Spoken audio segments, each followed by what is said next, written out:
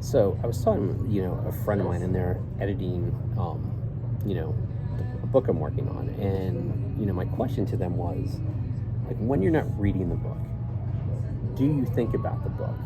Because to me, that's the hallmark. Because I know when I'm reading a novel that I'm really into, or any book really, or that I'm really into, if I think about it when I'm not reading it, I know I'm involved in it. Mm-hmm. Do you get that way?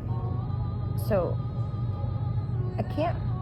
I have, but I think that's the way it should be.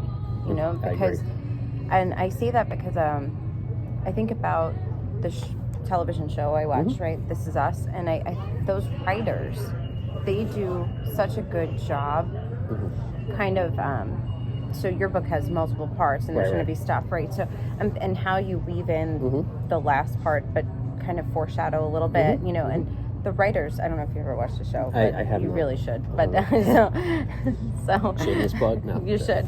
But what they do is, and I was watching an episode last night, Mm-hmm. and they kind of left you hanging, but they left you hanging in a way where they bridge Mm-hmm. that next part, like what Right. you're gonna lead into, Mm-hmm. like what you're getting yourself into next week, Right. and I'm sitting here today, Mm-hmm. even thinking about, like, how could they just leave me hanging like that? Like, Mm-hmm. what is going to happen to so and so, and what's, and like, I'm really thinking about that. I think that's good writing. Yeah, absolutely. And even whether it's good writing in TV in or any film, form. or in in a novel. I mean, what's interesting is I have that exact same feeling. I've been watching Vikings for years, right? And there's a character in it in this season called Ivar the Boneless, and he's in this other area, like he's on the Silk Road somewhere, and he's departed from like the other Vikings, and it's like, well, how is he going to get back? So it's sort of that when we're talking about with Kathy, a fish out of water, in a weird way. It's not comedy, but it's sort of a fish out of water, and what's going to happen to this character that's not in there, and they're, like you said, it's foreshadowing,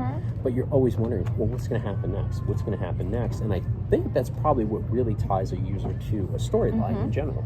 Yeah, absolutely. I think it's a sign of good writing.